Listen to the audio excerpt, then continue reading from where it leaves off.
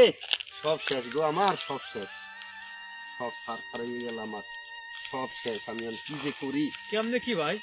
আর ভাই দুঃখের কথা কইেন না, দেখেন না চোখ নাই আমনে, সব অন্ধকার হয়ে গেছে না। অন্ধকার তো ধোঁয়া তো একটা নাই।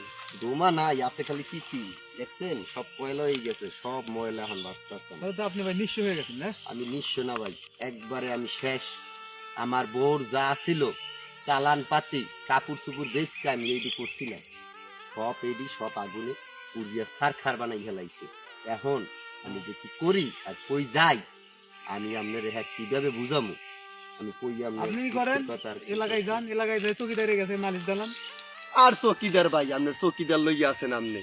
আপনি কি চকিদার করেন?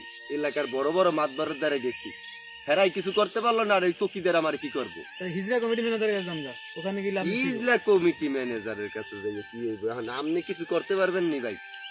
আমি কি করবো? আমি তো ফকির সভাপতি সদস্য। ফকির সভাপতি? আমার তো ফকির তো আগেই বানাই দিছে, আপনি আর ফকির সভাপতি হইয়ে কি হয়েছে? তাহলে কি করবেন? আপনি মাথায় হাত দিয়ে হাড়ি কেনে বসে থাকেন।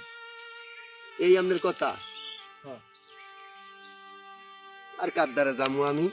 আমার আর কোনো যাওয়ার জায়গা নাই, এখন ওই রিস্কার নিচে পড়া ছাড়া আমার আর কোনো উপায় নেই, রিস্কার তলেই পড়া লাগবে।